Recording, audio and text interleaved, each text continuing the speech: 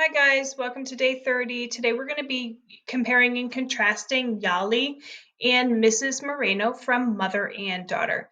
Make sure that you have your packets right with you because we are going to be going over number 5 of today's daily task. If you want to pause the video right now and go back and do the first 4, go ahead and do that and then you can come back and hit play. Today's LAQ, how can I compare and contrast Yollie and her mother? The objective is I can find meaningful similarities and differences between two characters in a literary text. The most important word in that objective for me is meaningful. It is not challenging to find similarities and differences between characters. It is challenging to find similarities and differences that are important enough to mention. So that's where that word meaningful comes into play. The standard is RL 5.3. And our daily task, again, number 5, is to compare and contrast Yollie and her mother. How are they similar and how are they different? Remember, we're really striving to find meaningful similarities and meaningful differences. In order for us to compare contrast characters, we need to first take a look at each one of them as an individual. So we have been talking about how to lasso our character traits. When we lasso character traits, we go through the text and we look for evidence about what characters look like, act like, what they say aloud, what they say in their head, and what others say about them. After we gather that evidence from the text, we can make stronger inferences about what a character is like. So we need to do that for both Yollie and Mrs. Moreno. So let's take a look at Yollie first. You see Yollie up above in the picture? That is right after the rain drenched her dress. Our first piece of the text that we are going to analyze comes from the second paragraph on page 62. Yollie was slender as a tulip, pretty, and one of the smartest kids at St. Teresa's. She was captain of crossing guards, an altar girl, and a whiz in the school's monthly spelling bees. We can tell right away what Yollie looks like from this passage. We know that she is thin. We know that she is pretty. What she acts like, we can get from the text in turquoise. So we know that she's smart. It says it right there. The author gives it to us. She's one of the smartest kids at St. Teresa's. Also, it's supported by the fact that she's a whiz in the school's monthly spelling bees. The author also tells us she was captain of crossing guard. So in order to be a crossing guard, typically you have to be cautious or safe. So we can infer that Yollie is safe or cautious. It also states that she is an altar girl. An altar girl is a position at a church. So I can make the inference that she is religious. Let's analyze the next piece of text. This is from the third paragraph on page 67. Yollie hated the idea. What would Ernie say if he saw her pitching hay at the cows? How could she go to school smelling like an armful of chickens? No, they wouldn't hire us, she said. She says something really important in this paragraph. It's important because it's a lie. So she is lying to her mother because she simply does not want to work at the fair. She doesn't want to work at the fair because she's lazy. Her thoughts in this paragraph tell us why she doesn't want to work at the fair. So we need to analyze those thoughts. In red, she says in her head that she didn't want to work at the fair because she was worried what others would say about her. What would Ernie say? How could she go to school smelling? So the fact that she's worried about what other people will say and she's worried about their judgment tell us that she is self-conscious. So when we're striving for meaningful character traits and meaningful connections, it's these really strong inferences that we're striving to make. It is more important that we know that Yollie is self-conscious than it is that we know she was thin or pretty. That is more meaningful. At this point, you should probably pause the video, go through the text, and find more evidence about Yollie that we can use to make strong inferences. Now let's go ahead on with Mrs. Moreno. We see Mrs. Moreno right in the picture. The first piece of text that we're going to analyze is the first paragraph on page 60. Yollie's mother, Mrs. Moreno, was a large woman who wore a muumuu and butterfly-shaped glasses. She liked to water her lawn in the evening and wave at lowriders, who would stare at her behind their smoky sunglasses and laugh. Right away, just like with Yollie, we're given some clear information about her physical appearance.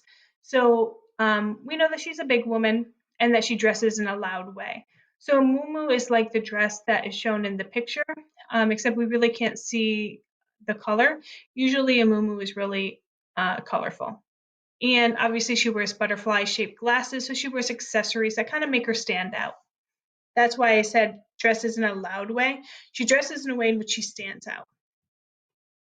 Others say. So in purple, we see that people were laughing at her. And she acts like, it seems like she's outgoing. She's waving at the people who are laughing at her. And also we learned that she likes plants, she likes to water plants. Now let's take a look at the next piece of the text. Drink, my children, she said loud enough for Yollie to hear. She let the water slurp into pots of coleus and cacti. Water is all you need. My daughter needs clothes, but I have no money. But I don't have no money. Sorry. This is from the 5th paragraph on page 66. What Mrs. Moreno says here is really important. She's talking to the plant and she's like satisfied because she's able to provide the plant with water. In the same thought, she's saying aloud that her daughter needs clothes, but she can't provide for her. So I can make this inference that she is self-conscious as well because she's judging herself that yes, she's able to take care of this plant, but she can't take care of her own daughter. And that's really frustrating for her. And so she's kind of judging herself in this moment, which makes her self-conscious. Next, like again, we see the whole plant connection. But in this part, you can really see the difference between something that's not important versus something that is important. Even though we see consistently that she likes plants, it's really not an important part of the story. So when we're asked questions about connections between characters, we're not going to bring up something that just doesn't seem important. So the fact that she likes plants, even though it keeps on reappearing, it's not important. But the fact that she wishes that she had more to give to her daughter, that she feels bad about that she's self-conscious, that's super important to the story. Big concepts. Compare means that we need to share similarities. Contrast means that we need to show differences. I just wanted to review that really quickly. Oftentimes when we compare and contrast, we see this Venn diagram. We're going to see it again today. So in the middle, we show the similarities, and on the outsides, the differences between the characters. So let's go ahead and get started right away. These definitely are not all of the similarities and not all of the differences. I only just brought in a little snapshot of the text. Definitely you need to go back into the text and look for more evidence for each character. But let's talk about what we saw for Yollie. We saw that Yollie was smart, responsible. She was on the crossing guard, which tells me that she was responsible. She's pretty, thin, and she's frustrated with mother's antics. We didn't have text evidence for that, but I'm sure that you picked up on that in the story and you can find evidence for that. Mrs. Moreno. Mrs. Moreno is large. She wears loud, crazy clothes, and she's known for being funny. Again, we didn't talk about evidence for that, but that's clear throughout the story as well. There's a lot of evidence for that characteristic. So now let's talk about the similarities. They're both loyal. Throughout the story, you can definitely tell that they are there for each other. They're both self-conscious. Yollie's self-conscious about how she appears to Ernie and to her friends at school, while Mrs. Moreno is really self-conscious about how she appears to her daughter. And they are both caring. So they do a lot for each other that they do a lot for each other to spare their feelings. Like Yollie doesn't want to tell her mom certain things, and Mrs. Moreno really wants to do everything she can to provide for her daughter. Today's daily task, we're going to talk about it again. Number 5, compare and contrast Yali and her mother. How are they similar? How are they different? Support your response with at least 2 pieces of evidence. So at this point, I'm going to remind you of how we get 2 points on a short response. This is really important because even in remote learning, I want to be really clear about what I'm looking for.